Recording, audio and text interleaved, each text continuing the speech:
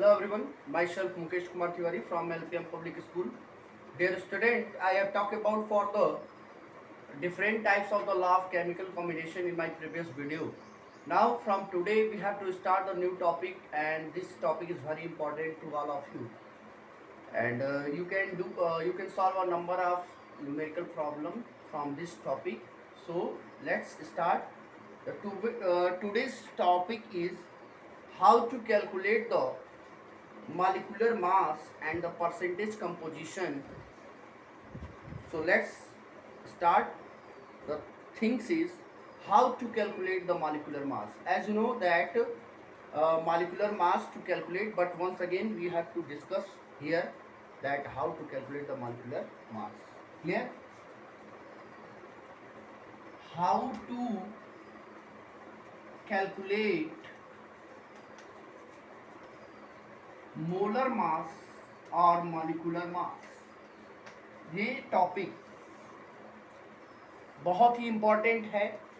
इसके पीछे रीज़न ये है क्योंकि जब आपको मोल कॉन्सेप्ट बताया जाएगा, मोल कॉन्सेप्ट में भी इसका यूज़ है, और इसके बाद जो हम लोग different types of the concentration of जो कंसंट्रेशन पढ़ते हैं या units of concentration for the solution पढ़ते हैं, इसमें मोलरिटी है, नॉर्मेलिटी है, मोलरिटी है, उसमें भी इसका बहुत ज़्यादा यूज़ आपको दिखाई देगा।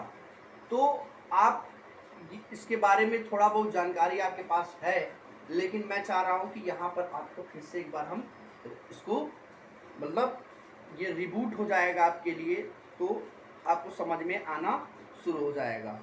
क्लियर है ना? तो हम लोग स्टार्ट करते हैं कि कैसे हम मॉलिक्यूलर मास कैलकुलेट करेंगे।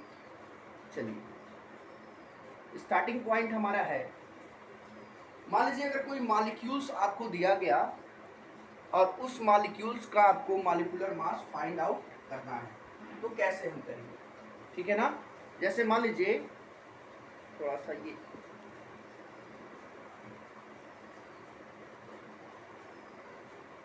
बोर्ड क्लियर है सबको?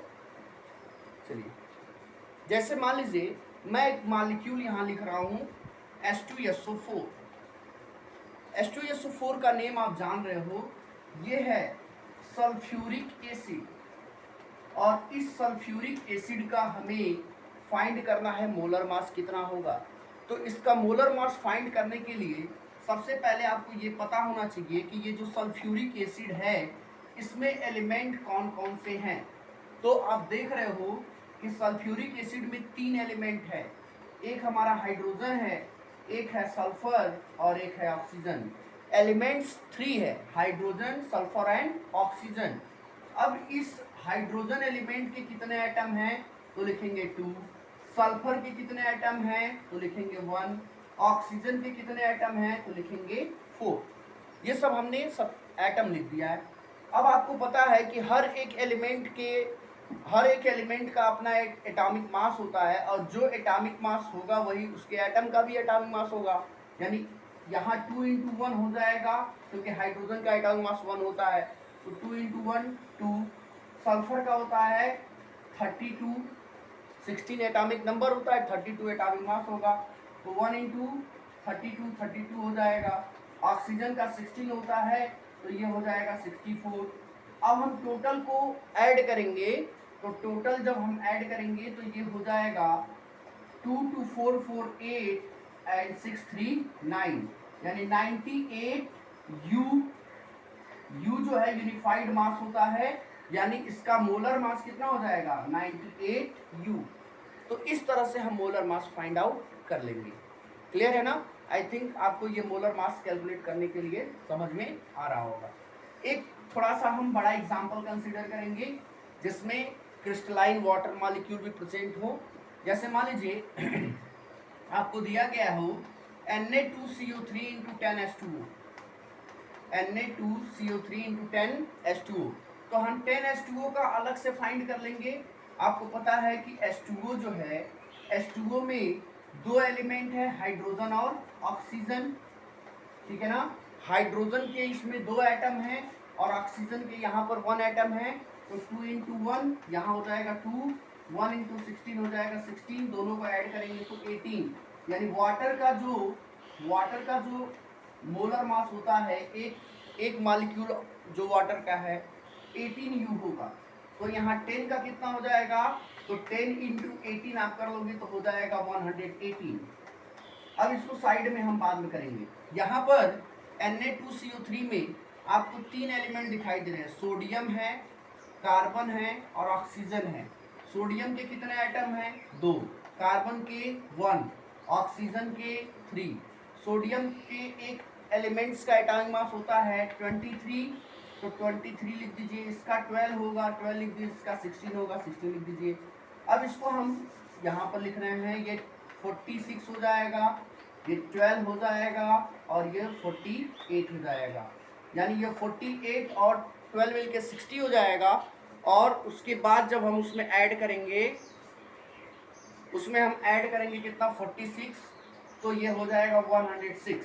और इसका हमने 10 इंटू 18 आपको बताया था कितना होगा, 180 और इसमें ऐड कर देंगे तो 106 और 180 मिलके कितना हो जाएगा, ये 6, ये 8 और ये 2, यानी कितना हो जाएगा 286 U इसका मोलर मास आएगा। तो इस तरीके से हम मोलर मास फाइंड आउट कर लेंगे। क्लियर है ना।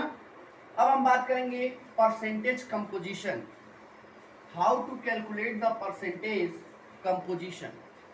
तो परसेंटेज फाइंड आउट करने के लिए भी आपके पास एक तरीका है। परसेंटेज फाइंड आउट करने के लिए, जैसे कोई भी अगर कंपाउंड दिया गया है तो उस कंपाउंड में हम परसेंटेज फाउंड करते हैं। जैसे अगर मैं एज एग्जांपल बात करूं CH4 मीथेन का, ये मीथेन है और मीथेन में एलिमेंट कौन कौन है, कार्बन और हाइड्रोजन।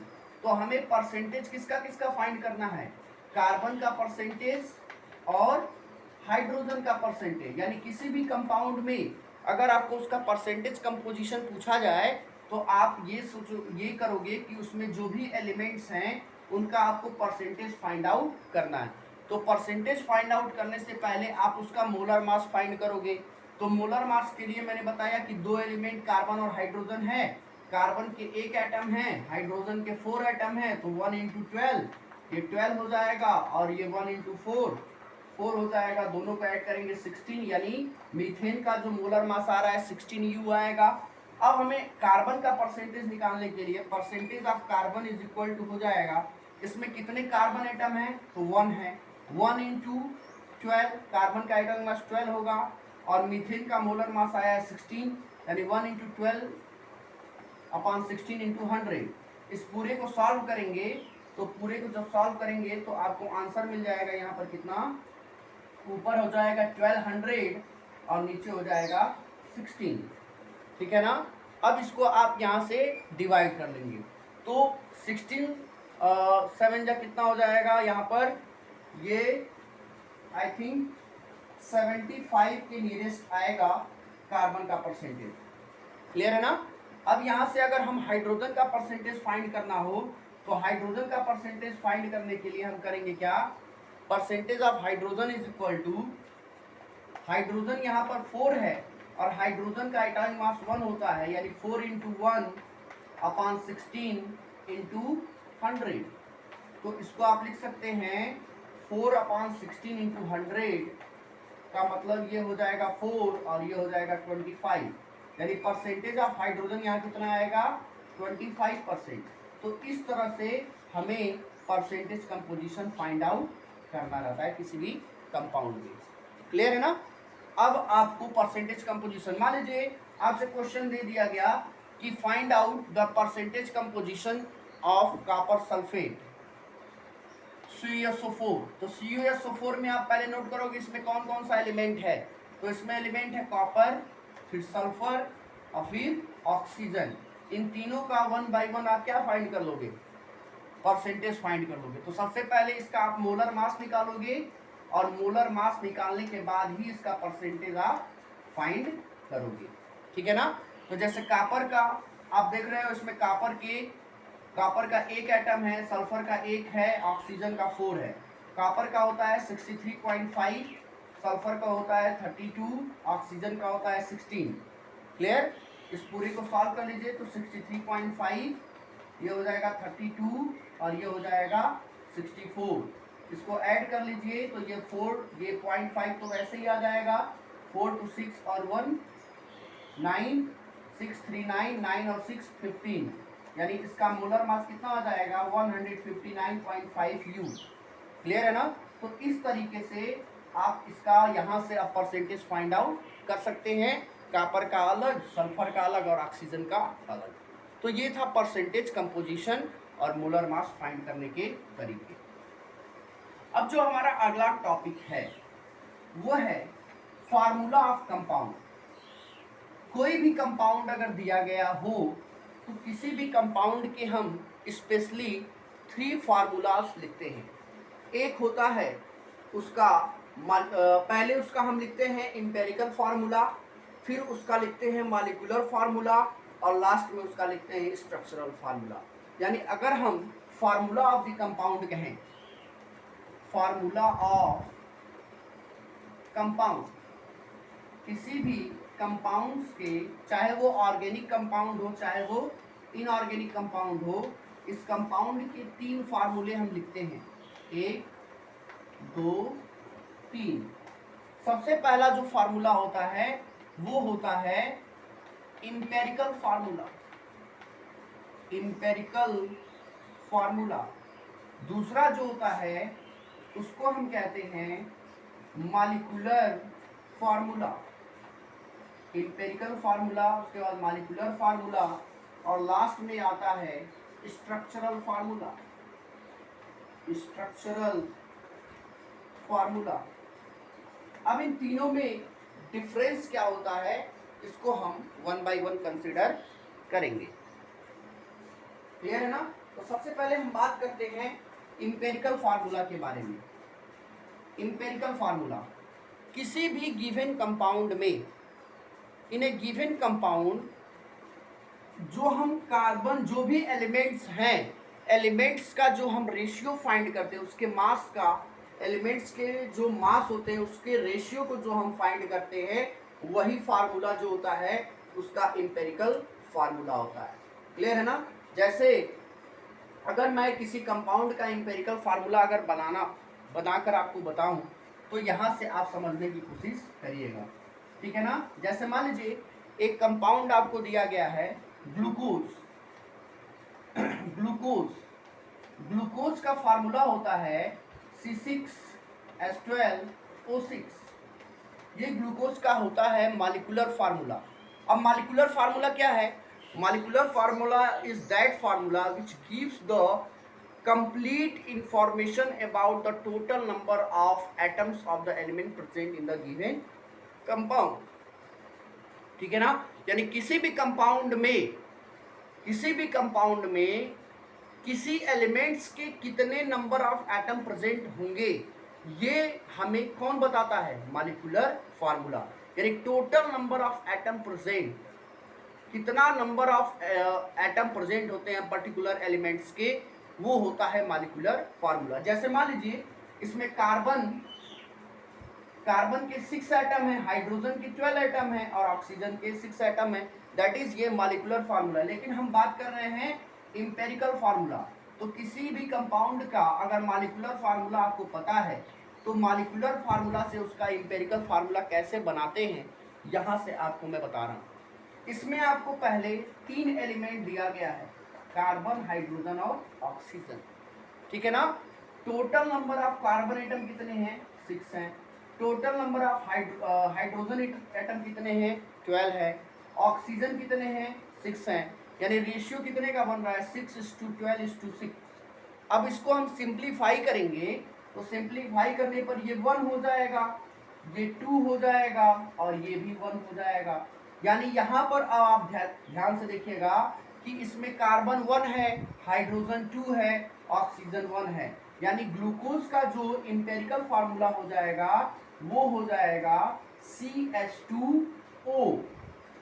ये है ग्लूकोज का कौन सा फार्मूला? Empirical formula CH2O। तो अगर आपसे पूछा जाए कि ग्लूकोज का इंपेरिकल फार्मूला क्या होगा, तो आप कहेंगे CH2O होगा। क्लियर है ना।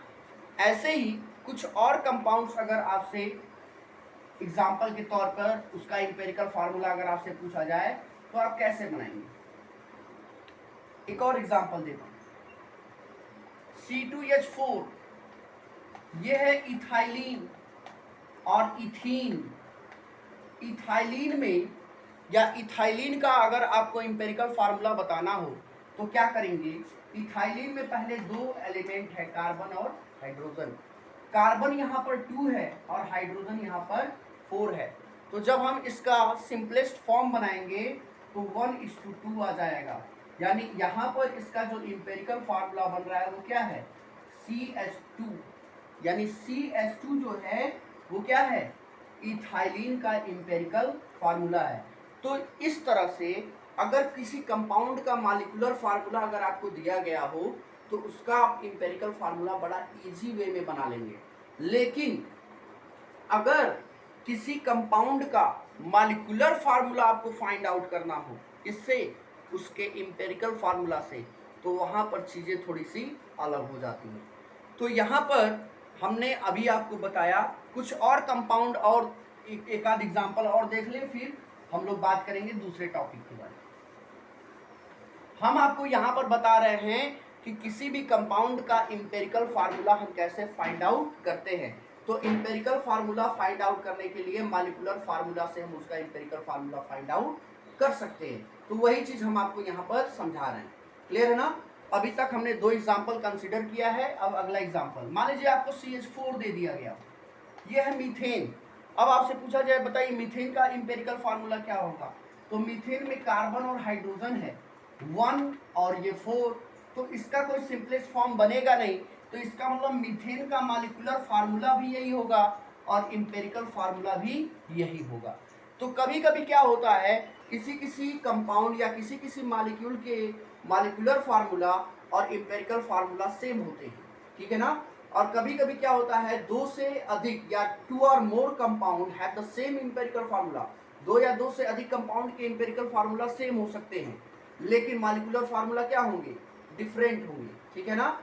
तो ये सब हमने आपको इंपेरिकल फार्मूला के बारे में बताया है। अब अगला जो टॉपिक है वो हमें देखना है, how to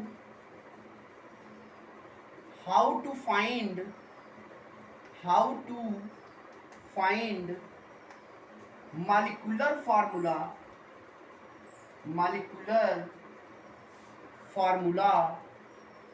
from empirical formula.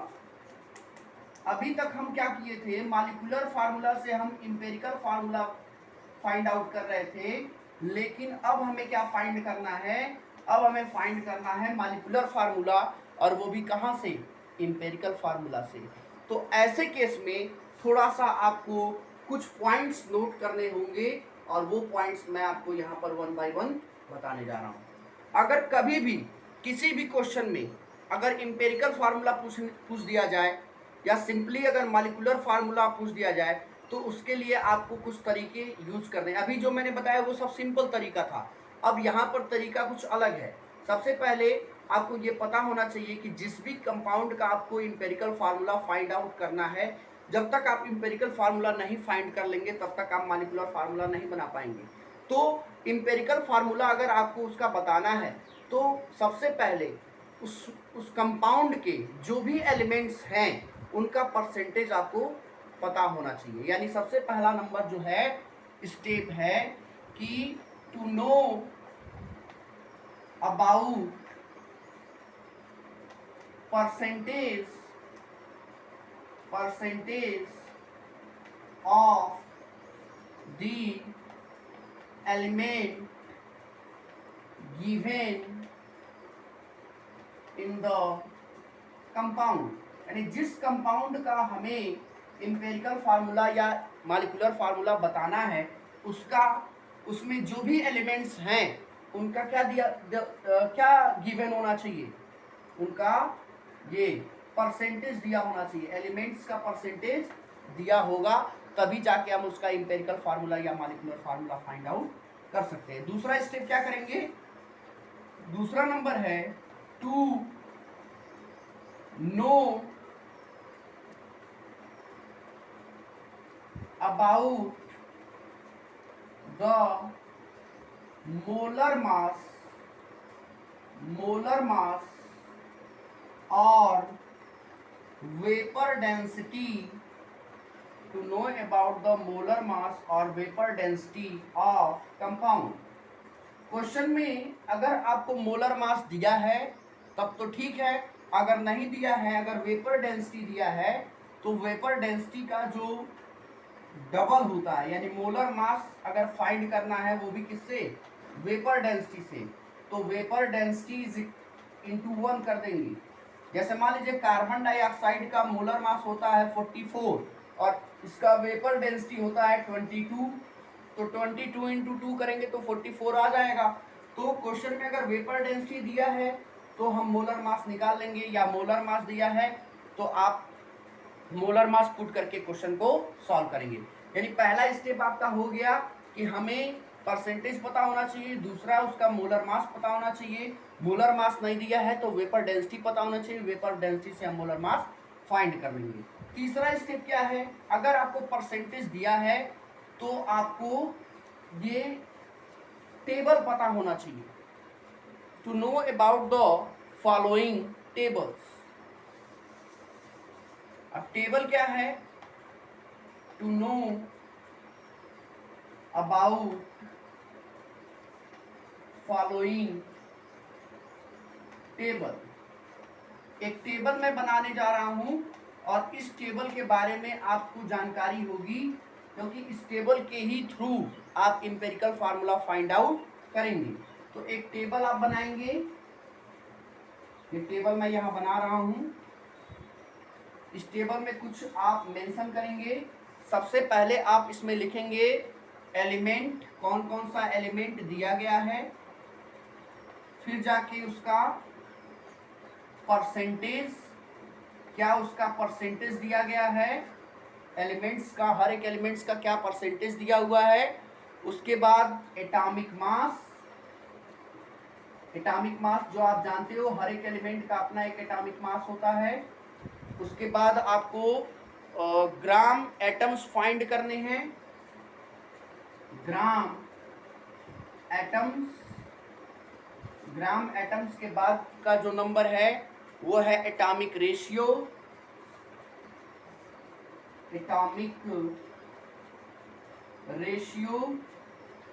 और लास्ट में है सिंपलेस्ट होल नंबर रेशियो या सिंपलेस्ट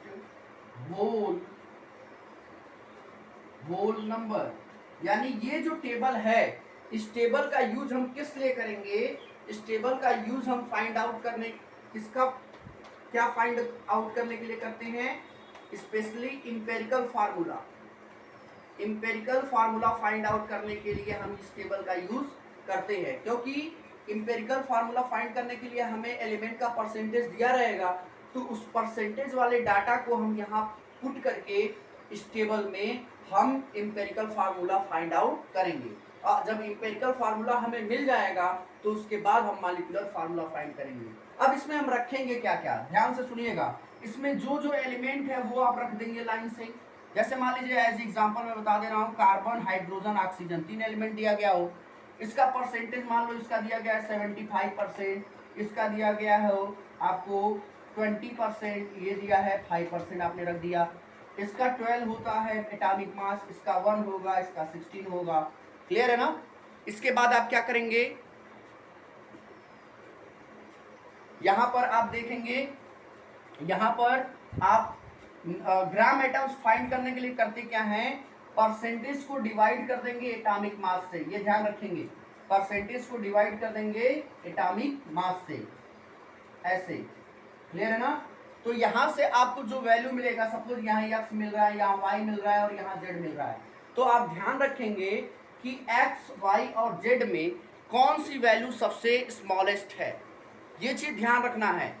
x, y और z इन तीनों में से जो वैल्यू स्मॉलेस्ट होगा उसी से हम अगले एटॉमिक रेशियो फाइंड करने के लिए डिवाइड करना वहां पर शुरू करेंगे। जैसे मान लीजिए मैं यहाँ पर एग्जैक्ट वैल्यू नहीं लिख रहा हूँ, मान लीजिए यहाँ पर आपको मिल गया 5.5, यहाँ पे मिल गया 20, यहाँ पे मिल गया 0. जो भी है 1 2। तो अगर आपसे ये पूछा जाए कि इन तीनों में सबसे स्मॉलेस्ट वैल्यू कौन है, तो ये होगा 0.2। तो इसी से डिवाइड करना शुरू करेंगे, यानी 5.5 डिवाइडेड बाय 0.2 जो आएगा यहाँ लिख देंगे 20 डिवाइडेड बाय 0.2, फिर यहाँ 0.2 डिवाइडेड बाय 0.2। उसके बाद जो वैल्यू होगा यहाँ नोट कर लेंगे और उसके बाद हम उसको फ्रैक्शन में अगर आता है तो उसको सिंपलेस्ट होल नंबर में हम चेंज कर लेंगे। तो ये तरीका आपको इस टेबल का यूज करना है, किसके लिए, एम्पिरिकल फार्मूला को फाइंड आउट करने के लिए। और इस टेबल में कैसे कैसे आपको डाटा फिल करना है ये मैंने आपको बता दिया है। आई थिंक आपको समझ में आ गया होगा।